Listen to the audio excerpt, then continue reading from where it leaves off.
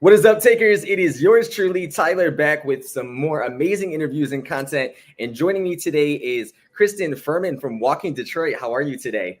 I'm awesome. How are you? Doing well. The sun is shining. I think the weather is just getting ready for everything that's currently happening in the city of Detroit and Oh the my NFL God. draft coming up. It is. The city is getting in full force. Definitely ready for a lot of activity in a couple of weeks. Absolutely. So I don't want to waste any time. I want to, first of all, thank you for joining us, as well as thank you to my amazing producer, Jazz, who is behind the scenes helping us out today. But I am so excited because I found you on Instagram and I was going through your profile and I was like, this is so relatable from the beautiful photos of the city and just documenting your journey and what initially inspired you to live car free, to go car free. And I can't wait to hear about some of your amazing experiences throughout the city of Detroit. Sure. So it all started in Metro Detroit after I graduated college. And I was working in Southfield, living in the suburbs. And my first job after I graduated from CMU, it was like, a 40-minute commute. And I realized, at 22 years old, this is not how I want to spend my time. So after about a year at that job, I moved out to San Francisco, where I fell in love with public transit, walking, even up the big hills. So I actually left San Francisco, came back to Michigan for a while, had a car in my hometown, which is Traverse City. And then after a few years in Traverse City, I went to New York, sold my car, and I have not had a car since. And that was 2014.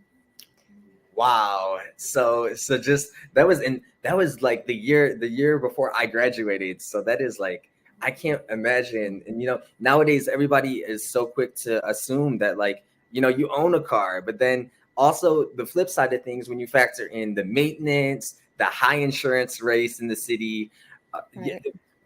what really fueled you? Like, what is your response to people when you tell them about your story or you share a little bit about being car free? Do people like act like you're crazy, or like people really, like, do you have to break it down, or are people shocked by hearing your story? It all depends. A lot of people have different thoughts about it. I love living in a city. I love walkability, being able to step out my door, get a coffee, get my groceries. And I picked my apartment here in Detroit for that reason, because I have the Q line that gets me, north and south. I have a Whole Foods across the street. I have a ton of markets in my neighborhood, and just that connectivity. I run into people I know, and I'm not sitting in traffic. People do think it's a little crazy when I have to get somewhere that's not, accessible to public transit. But my rationale is taking an Uber is a lot less expensive than car insurance, maintenance, car payment, wear and tear, oil changes, all of that. So I did the math last year and I saved over, I think, 80 some $1,000 these past 10 years. I mean, I had, New York City rent, but yeah, it was a leap to come back to Michigan from the East Coast. Exactly. I can only imagine. And yeah, like you said, saving a ton of money. So then, for those that like to travel or go to concerts, but when you really break it down and see how much you're saving, it isn't a bad idea. I do think that public transportation, from my experience in the city of Detroit, as well as Metro Detroit, it's kind of like it's improving, but it isn't quite where it needs to be. And, you mentioned the Q line. So I do want to ask you, what are your thoughts on the Q line? And I first took the Q line back when COVID first started, or it was kind of in the middle of COVID. So they weren't charging like an admission fare. So I'm not sure if it's still free to ride currently. Yeah, it is still free. My thing about the Q line is I like to walk and bike personally. So I do, utilize public transit. I like being out. I like walking. I like taking pictures. And it's very, you can see that on Walking Detroit. I didn't call myself Transit Detroit, So, but I do take the bus, I do take the Q line. If I have a bunch of groceries or something and I go, maybe I'm at the Meijer on East Jefferson, I'll take the bus to different neighborhoods, especially if I have, things in tow. But I wish that people weren't afraid to use public transit in Detroit, because a lot of people are driving into the city and they're so hesitant to park their car, say, in News Center or in Midtown and take the Q line to their event downtown. And the thing that really shocked me about coming back to Michigan, in Detroit in particular, is how people don't want to walk a block or two to the restaurant, or they want the most convenient situation, where I live in the city because I love walking around the city. So I think that that's a little bit interesting. And part of the reason I moved to Detroit was to inspire people to, get out there. It's not scary. Detroit has really changed a lot these past several years. And I've been here for almost 2 now. So I'm really happy to be a part of it. Absolutely. I think there's so many positive things happening. And I think, just like any city, I think the city of Detroit on the outside looking in gets a bad rep. But like you said, it's definitely like to be able to take public transportation, and you never know who you're going to run into or who you might meet along your journey for the day. Yeah. Speaking of which, I want to hear some more about your blog, Walking Detroit, and what are some of your favorite memories, or even people that you've come across during your day-to-day travels? Oh gosh. Well, once I was riding my bike down to the Southwest neighborhood, and this guy just started talking to me, and he was interviewing this man. Turns out this man, his name is Lee Kennedy, and he started the first Black-owned record store in the city of Detroit in the 50s. And so I got to meet him, and I just think about all these stories and amazing people in the history of Detroit that, people might not know about. I'd never heard of Lee Kennedy, but he helped Berry Gordy, get Motown up and running and get songs on the radio. And so that was something really cool. That happened, let's see, I think October of 2022. I moved here in August of 2022 and started the blog in September of that year. And that is incredible. And I was scrolling through all of your pictures on Instagram and on the blog, and it's just such a positive, when I see your content that you create and that you post, I'm like, it's the city of Detroit. It's really highlighting the beautification of the city and all of the positivity from springtime flowers and the sun shining on the buildings. It just gives that positivity and, that just feel good feeling that, we're all on social media. So we see all the gossip, all the trending topics, but being able to document your day to day and having people, I'm sure people probably come up to you and see your work and they're just so inspired by it. What advice would you give to somebody out there who may be interested in starting a car-free journey for themselves? And what would you say is the hardest part about it? I think that the most important part is finding a location that works for you and that it's accessible, because, all of the neighborhoods I've lived in, actually, I was car free in Traverse City too, before I was here. And there was, much less public transportation up there. So I was there all during COVID. And so that's when I got my bike. I started relying on that a little bit more than the bus. But I picked an apartment that was right on a bus line. So I was able to go downtown. I was able to go to Meijer, go to the mall, go, the different places I needed to go if I didn't want to ride my bike. And, I think finding a location is number one, and what's important to you. Because the apartments that I've chosen since I've been car free are all accessible to public transportation and reliable public transportation. I'm near the Woodward corridor, so there's usually a lot of activity. I thought that felt doable. And then, assessing your budget, can you afford an e-bike? Maybe you love, biking, just a regular bike, which is what I have. Making sure your home, like I couldn't necessarily store an e-bike in my building. So just like putting all the pieces in the plan together and making sure it works for you. So, yeah. Absolutely. And I'm also interested, have you had a chance to like talk to DDOT drivers or smart bus drivers? Because I know recently there's been a lot of conversation about, equal pay when it comes to like hourly pay. And I recently just read an article and it had stated that the approximate amount for average bus drivers in the city of Detroit is about $15 an hour. Right. So with that being said, it is significantly lower than other areas in the country. How do you feel about like the hourly bus rates for those bus drivers? And I know my experience in Detroit and as well as Ohio, there's bus drivers go through a lot, and being able to provide, like you said, safe and affordable transportation along, to make sure that, the elderly or senior citizens or, people in general that are getting to and from their destinations safely. Have you had a chance to talk to drivers and kind of get a feel of how their experiences are, or just, along those lines? So that's interesting. I actually did a project with Detroit Documenters back in last fall, where I rode the 4 Woodward line.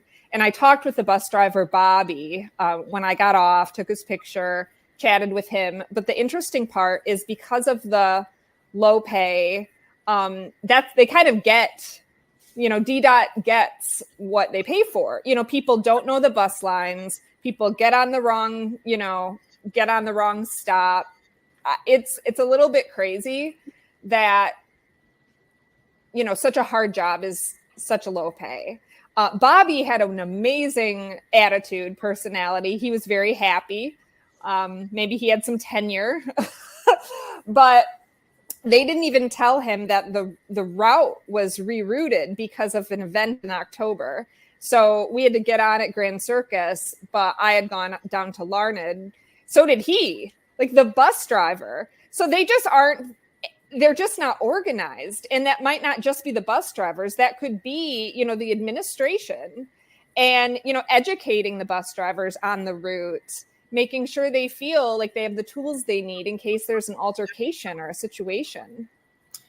Absolutely. I think it's so important to have that, like you said, that direct communication between everyone from the committees and the advisory groups, as well as the transportation departments and their bus drivers, because especially in the city of Detroit and even, Oakland County or, elsewhere in Wayne County, there's always these events and festivals, so being somebody from the Ferndale Oak Park area, always trying to get to and from the city of Detroit has always been, sometimes not the easiest because, buses are delayed or buses are broke down. But I definitely hope that with the NFL draft event that is happening later this month, that hopefully they said they have a solid plan in place. Yeah, they say, I know, I hope that DDOT, SMART, the Q Line, and the People Mover are all working together. It seems that they are. I'm in contact with some people at SMART, and they have some new lines that they're coming up, I think, on the 22nd, that will take you to downtown Rochester. And I think being able to educate the community and like share on social media, I think that's so important for them to continue doing that. So people think, oh, I don't need to take a cab or an Uber or drive my car. I could just hop on the Q Line or park my car, in Midtown. But I don't think that there's enough education around the possibilities of public transit. So I'm really hoping to help contribute to that and share my journey. And that if, a girl from Traverse City who's, not from Detroit feels comfortable to get on SMART and go up to Troy, which I did a couple of weeks ago, hopefully other people feel more comfortable doing it too. Absolutely. And I want to thank you so much for using your platform to showcase your day-to-day travels and journeys. And like I said, it is very inspiring. So I want to give you your flowers, of course. And I also want to talk a little bit. I know you also have some tote bags on your website. And I want to talk a little bit about the products that you offer as well. Because I definitely want to get me a bag, but I also you got coffee mugs too? I do. I do. I'm working on some new designs, but it all started during COVID. And I have the first piece I did in my bedroom, the painting. I started doing abstracts with art I would find around town during, a pandemic. We didn't have much else to do. So I actually painted this too. And this was over a piece of art that I had.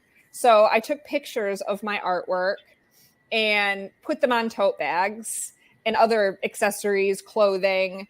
But actually, that all started when I was living on the East Coast, and I had a roommate who was an artist, and I wasn't doing painting yet. She actually inspired me to start. But my very first tote bag was a Boston tote bag. I forgot to mention that I also was in Boston after New York. I've hopped around quite a bit.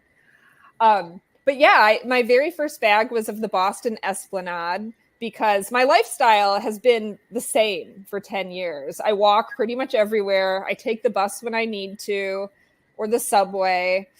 But I thought it would be cool to kind of have wearable art. So I had the Boston tote bag that I started with. And so I did pillows and accessories and custom things. And I can do anything custom. So if someone sees a picture that they like, I can put that on a mug or put that on a tote bag. But I kind of have my core collection of things that I've worked on right now, of the cities I've lived in, and kind of the journey I've been on these past, over 10 years. That is amazing. And like you said, taking those day-to-day experiences or conversations that you've had and being able to document that, whether it be in pictures or on tote bags. And I think that is so important to really capture the moment and capture those memories. So I'm definitely going to have to talk to you, because I want to get a tote bag, and definitely I have a ton of like coffee mugs from different places that I've visited. So maybe I need to add to my collection. Yeah. So speaking of awareness, how can people like get involved and advocate? Do you have any information or insight as to how we can all come together and advocate for better public transportation? Sharing our stories, I think, is the best way. Sharing pictures, video, connecting with each other. One thing that I always do too when I'm out and about is I'll tag the places I walk by, the locations I'm at, so other people can see, oh, look at that cool new restaurant, or, oh, she's in that neighborhood, or what's that park? And it's so interesting because people that live in Detroit will come up to me and say, oh, I follow your blog and you've taught me new things because I'm always in my car. So, just by sharing our experiences and the cool things that we see along the way, the experiences even on the bus or the queue line, I think are really important. I'll go up to yoga in New Center and I'll take a picture with my yoga bag and, my water bottle, and I'll try to show hey, this is what I'm doing and this is where I'm going. I try not to make it so they know when I'm going. Absolutely. Definitely with social media, you do have to be mindful as always. But I think that it's so important to really, leave the car at home, even if you do have a car, and just be able to grab a group of friends and go for a walk. I know a lot of places offer the We Ride Detroit, the bike groups, and there's so many different networking things to do, and especially in a city like Detroit, and like you said, in Midtown and just the city. So being able to be out there, live in the moments, maybe even, snap a couple pictures and then put your phone down and really just get to enjoy the sunshine, especially as the temperatures get warmer. But then again, it's Michigan, so the weather is always, but there's so many opportunities and local businesses to support out there. So I really thank you for sharing your story and sharing your experiences. Before we get out of here, I do have to ask you one more question. What can we expect from you for the remainder of this year, and really any projects that you're currently working on, or and also allow people to know where they can find you on social media? Sure. So I'll be doing some more podcasts, some collaborations with a local transit authority, which I'm not sharing details on that yet. We're meeting later in this week. I'm really excited to start connecting with more people in Detroit, more like minds, and probably work on some vlogs and video. I was doing some walking videos, and I didn't love how it came out. It didn't feel in the moment like my photos do. So I'm coming up with a way where it feels very authentic and can give people an insight to the city. Absolutely. I am so excited to hear what's next for you, Kristin. And once again, I do thank you for stopping by and giving us part of your weekend to talk about your experiences. And that's our main focus here, as well as providing you with entertainment and what's trending and such. We also like to dive into those stories and those key issues that are impacting us, as well as our guests and our viewers in their communities. Before I might have lied, I have one more question. Since everybody is talking about the fabulous Detroit sign that has recently been put up for the NFL draft and the events that are forthcoming next week, actually. Right. Have you seen the sign in person? I have not. I've seen many, many photos. I really liked the video that John Kerfoot did of the sign. I actually know him and helped him write the Not So Pure Michigan Traverse City video. I haven't really publicly ever admitted that because I think a lot of people from my hometown would be down my throat, especially the joke about sushi rolled by a white man. But if you check out some of his videos, he has a really funny one. He did a few, about different, like the big circle in Sterling Heights. A lot of jokes about this Hollywood sign. I had to ask because it's all over social media. People are pulling over on the freeway to take it. I haven't seen it in person. But yeah, my little opinion, Ty's take, is that it does definitely look like something off of Wish or Temu. But I am also just happy that we're amplifying the energy, and it could be a lot worse. It could be. Yeah, I saw some takes on it today. Not Ty's take, but a friend of mine on Instagram comment on that exact same thing, that a lot of people are pulling over. They're taking pictures of it. It's backing up traffic. And then they put up a fence, like, I don't know, a 10-foot fence behind it, which I think is funny because they're like, this is not like going to work. I will also say that I did enjoy local rapper G Mac Cash's. He wrote a whole song about the sign. So wow, I need to listen to that. Check it out, because he so said funny. It was like he had mentioned that it was like a sign like that that you see at like birthdays or graduation parties. So check it out and let me know what you think of that song. But Kristin, I just want to thank you once again, Kristin Fehrman from Walking Detroit, for stopping by and chatting with us. And I'm excited to hear about your next adventures. And we'll be sure to link all of your social media in the video description as well, and reshare some of your photos. And I just want to say thank you again. You are welcome. Thanks for having me on. All right, takers, we'll be back with more interviews and segments to come. Once again, Kristin Fehrman from walkingdetroit.blog. Be sure to follow her and check